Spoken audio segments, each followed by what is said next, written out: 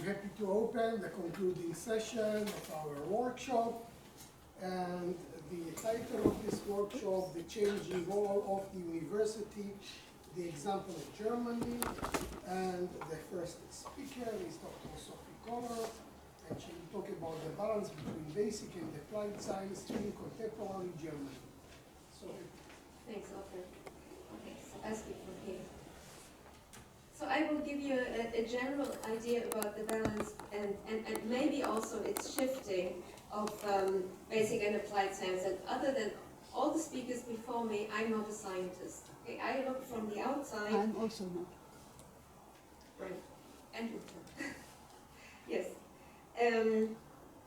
The way research institutes present themselves. So there are different research and teaching institutions, and they give a relatively clear notion of what they're doing, and I just introduce that to you.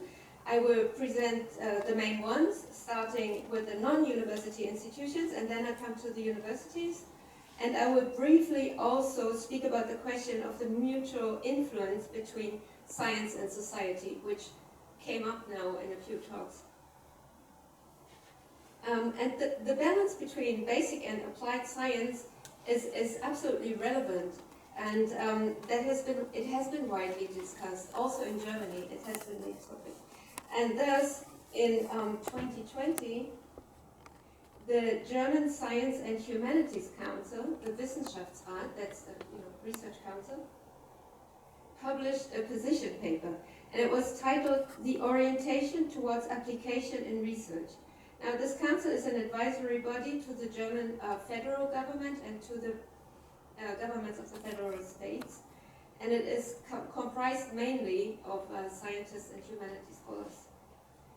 And its opening paragraph actually summarizes in a nutshell the direction in which research is seen to be heading, and it says, "Scientific knowledge and its application are key drivers of technological, economic, and societal change. They are increasing expectations of the science system to find answers to major societal challenges," we heard that, "and to contribute to societal and economic innovations."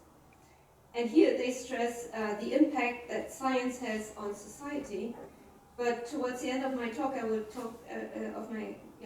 I will speak about the impact that society has on science. And they go on, and they say, "A rigid juxtaposition of basic and applied science is no longer proving conducive to meeting the changing understanding of innovation and the increasing expectation of relevance.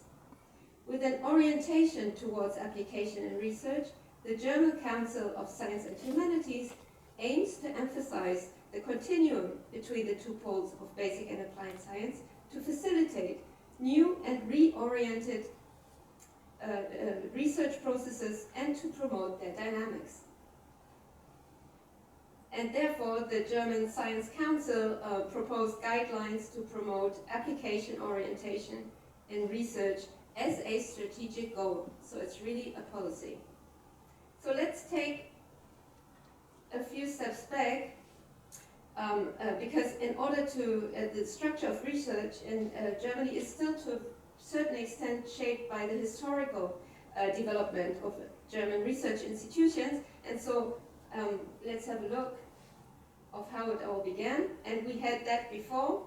What you can see is the Friedrich Wilhelm University of Berlin. At the time, it was founded in 1809, not 1801, as I said, by the Prussian King Friedrich Wilhelm III. It was called University of Berlin, and the teaching began, as Jonathan already said, at 1810.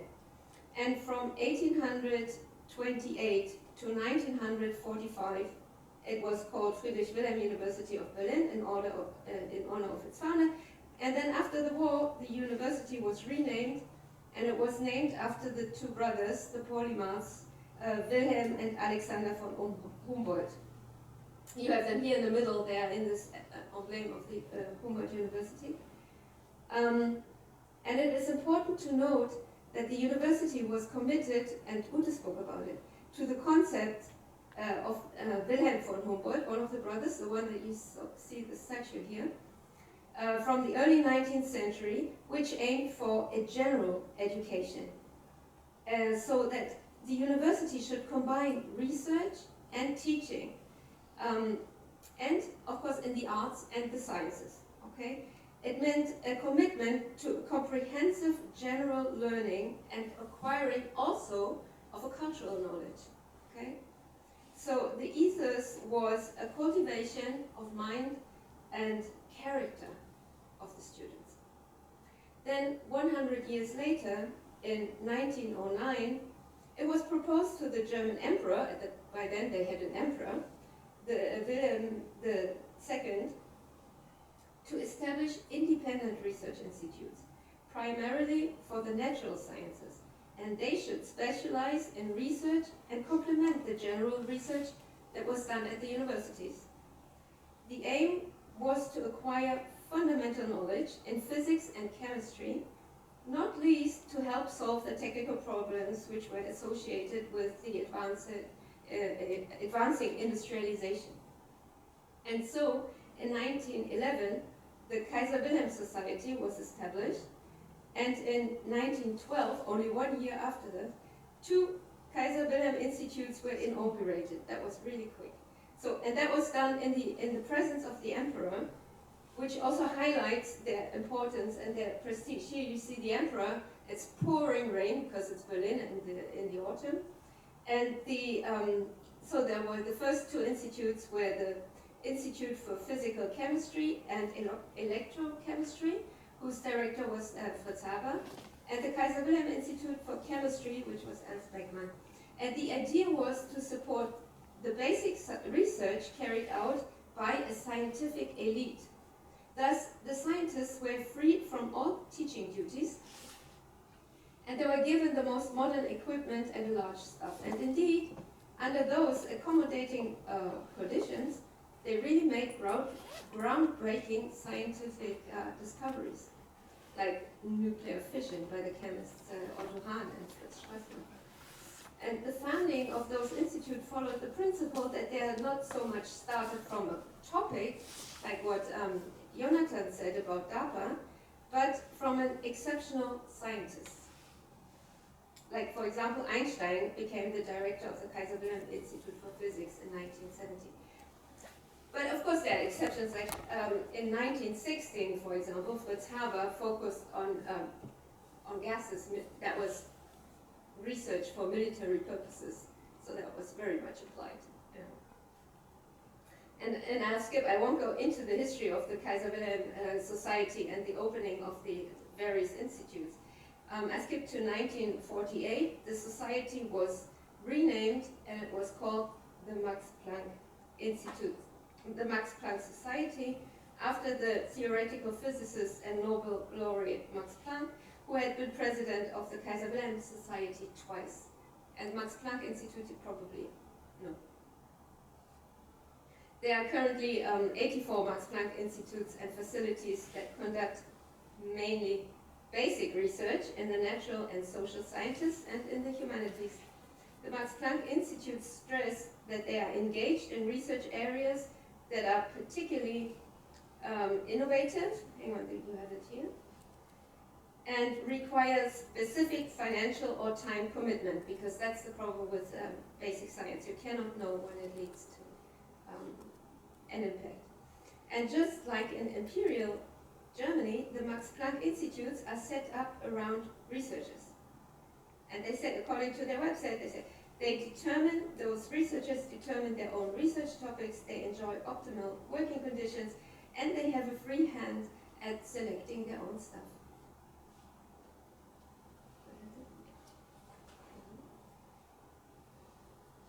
So yeah, this principle is not simply a remnant from the past, it's intentional. Okay?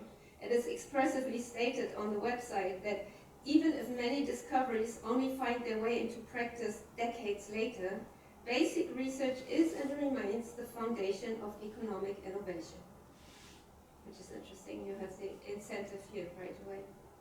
the example on the website, yeah, for why basic research is worth pursuing is really impressive.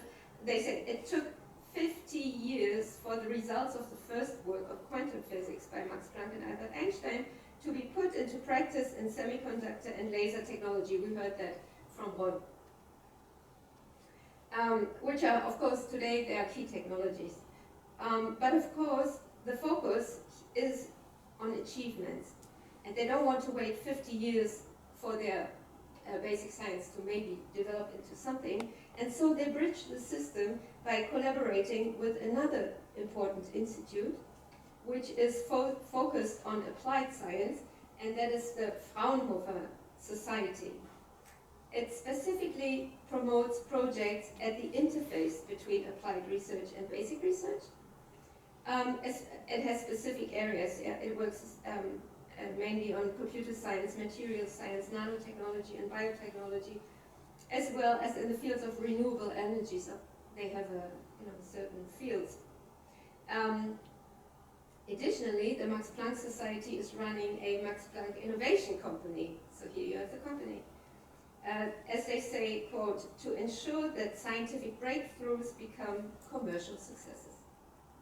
So the Max Planck Innovation markets patterns and technologies and supports founders in setting up new companies based on research results that come from the Max Planck Society. And in the papers that I read, it was claimed that it is a special feature of the German research and innovation system that in addition to universities, non-university research institutions also do basic science. But again, there's not always a rigid demarcation between basic and applied science, and I think this is something that we learned today from the other talks. The four main research organizations that are in fact doing both are, apart from the Max Planck Society, the Helmholtz Association of German Research Centers, which is the largest scientific organization, and then the Leibniz Association and the Fraunhofer Institutes that I mentioned before. Okay, the Fraunhofer Society has institutes, okay, and the Fraunhofer Society is actually one of the main organizers for application-oriented research. They have 76 research facilities and institutes, and they actively link between basic and applied science through their cooperation with industrial partners. And when it comes to university and basic research, for example, the Fraunhofer Society, all is very much organized. The Fraunhofer Society teams up with universities to examine whether and to what extent basic research can lead to joint research activity. And the Fraunhofer Institutes offer funds to the universities, and under this model, the Fraunhofer Society earns about 70% of its income through contracts with industry or with specific government projects. So, and what I understood from Amir and also from Anat, this is something that is missing more or less in Israel, because the scientists from universities have to go out and find their way through all these problems with working and cooperating with the industry. In addition to universities, where the focus lies on basic science and teaching, Germany has so-called Fachhochschulen. Okay, they translate it into English as universities of applied sciences.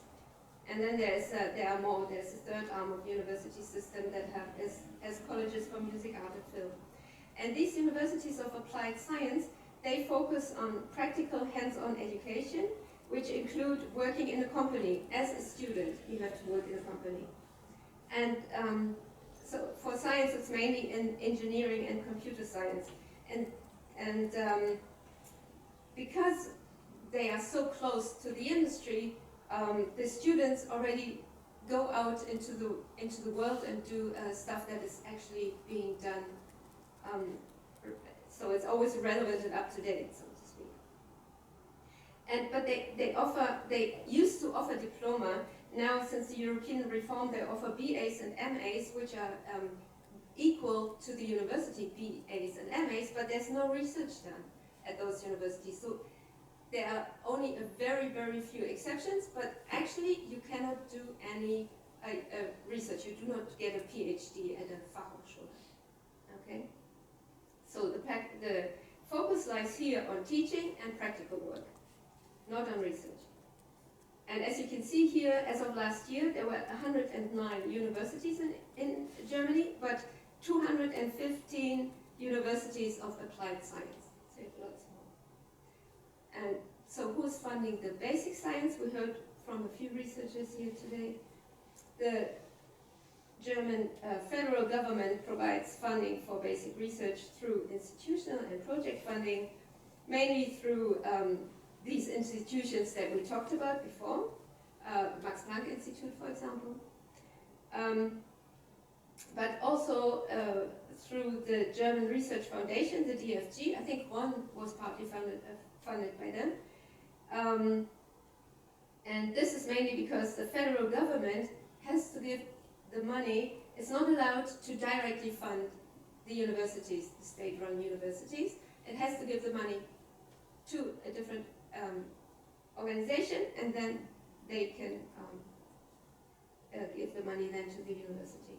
So the German Research Foundation has an annual budget of 3.9 billion euros, and that's not even a lot compared to the others.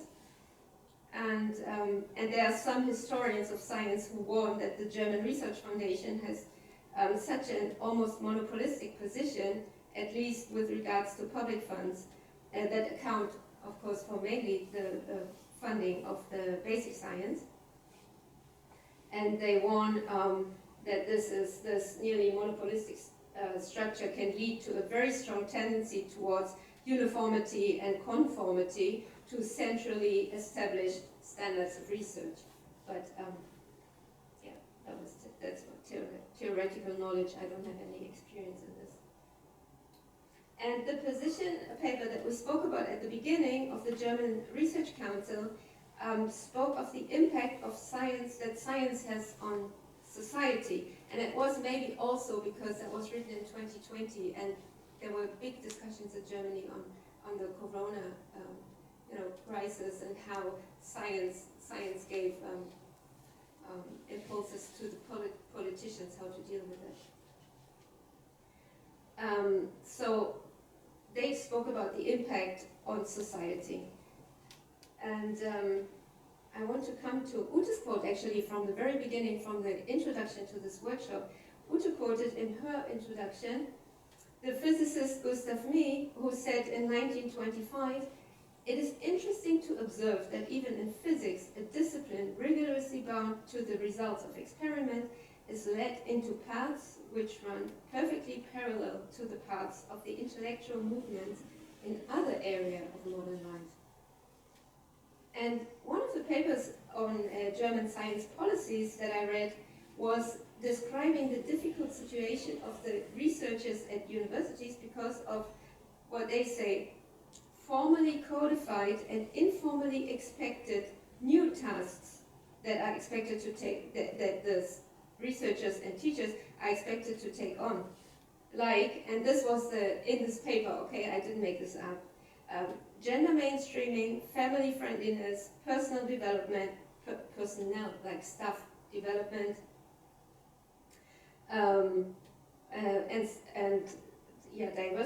diversity management, integration of refugees, sustainable resource management, and the strengthening of democratic attitudes. And this increase of tasks comes in addition to the burden placed on the researcher by the conflicting workloads that you all know between the teaching and the research. And from some scientists we heard finding cooperation partners in industry. And in science sociology, there is, I want just to show you about, I'm sorry, this is a bit blurred, it's a picture from a book, so we are about to speak about the influence that society has on the way science should be done. there is a model or concept which is called Mode 2, and it juxtaposes the Mode 1, the old university model that we know, to the new one called Mode 2, which outlines the plan for the orientation of science, and which had, I think, significant influence on the way the German Research Council thought about the position, that I mentioned at the beginning. And because it states that research should be interdisciplinary, like go away from as expert people with a narrow expertise, overcome the categorization that is into basic and applied. And it's not that, like the paper we at the beginning, there are two poles and you strengthen everything that is in the middle, but you do away with the two poles. Okay, this is what they say in the sociology. And seek to tackle, here we are, real world problems that Ute spoke about. And I must admit, the German Research Council doesn't speak of real world problems. It speaks about identifying technological, economic, or social problems that should be addressed through science. It doesn't speak of tackling them because they know that basic science can not foresee tackling any problem in a foreseeable future, or often not. So also in this spirit, for example, European Research Council, the ERC, speaks of frontier research. In order to position research at the frontiers of knowledge and to do away with the established binary distinctions. And according to this Mode 2 model, the knowledge production has social responsibility and should be carried out using, so now they have also behavioral things to say, non-hierarchical working methods, and offer democratic participation opportunities. So in the Mode 2 model, we have on the one hand the emphasis on problem solving, but on the other, the complicity with directives from society that would place an additional and a non-disciplinary burden on the researchers. You have to conform with what the society demands of you. That is the case, at least at the universities. The papers that I wrote were dealing with the universities. So I just want to mention that 2 years ago, right in this hall actually, Ute organized a conference that highlighted the risks that societal ideologies pose for science. And this was even before certain universities divested from Israeli institutions. So to sum up, in Germany, there is still a structural distinction between basic and applied science, plus there are research institutes that conduct what they call application-oriented basic research. So they already compounded it as to show the field in between.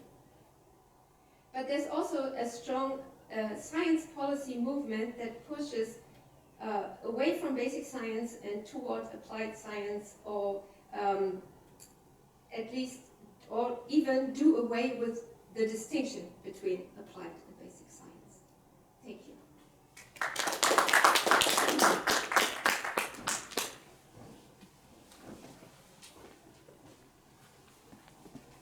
Questions? So in Israel, we should aim to adopt the German policy. I think I was surprised that it seems to be really a problem. I mean, how to find the industry, that the burden that is placed on the researcher to turn to the industry and find the right mechanisms and so on. There should be something that facilitates that. I mean, if you want to do it, there should be somebody who goes in between it and finds it. Yeah. Yes, please. Nice talk. In comment to what you just said, if there was a facility that tried to bridge the gap between the two, each one that comes to the table with a completely different agenda. One of them want to do it for the purpose of making more buck, making more revenue, and the other one try to do it for the sake of science or for the sake of advancement or whatever. They all both come from completely two different sides of the coin. They do, but as Yoni Dubi Take the microphone, please. they do come from two different sides of the coin, but not really. I mean, Yoni Dubi said in industry they are very bright people, and also, as we heard from before, students they study here, and then they go to industry and do only applied, and they know the field very well. And I think there is, if you want it, there is space for facilitation of this process. Yeah. Yes, please. How can you assure someone is doing good science without peer review? No, the peer review is always included. I just didn't mention it. No. You showed that there is. Sorry. In the last The table. mo- Here. Yes. Yeah. Well, you might have noticed I am not a big fan of this mode 2, because I think it's ideologically motivated, because it sounds very nice, transdisciplinary, but it's very, every one of us who has ever done a transdisciplinary work knows how difficult it is to explain to the other person how you see things. Novel quality control. They also say it needs to be more discursive. Everything is more in the communication room. It has something to do with communication and not so rigid anymore. I cannot connect to this. So I'm a mode 1 type of person, So if But it's out there. if I can comment, I think in some fields today, the critical step is uploading your paper to archive without peer review. Then you get feedback from peers, and then you make corrections in your paper. And once you go to the step where you submit your paper to an official journal, peer review journal, you quickly pass the peer review process. So some people today argue that it is better to get the feedback from the community, the entire community, after you upload your paper to archive, because people, they know it didn't go through the peer review process. They give you feedback, critique, and then you can make corrections, and then you can upload the final version. It's not as if that this is bulletproof, but Also peer review is also not bulletproof, so yeah. But I guess many scientists are afraid of this because they don't want to get scooped. And if no, you put once it in it archive, is in archive, you are not being scooped yet. That's it. Archive, you are not being scooped. If you put it on your internet site, yes. More questions? Okay, so I think we are ready to move to the last speaker, Professor Anton.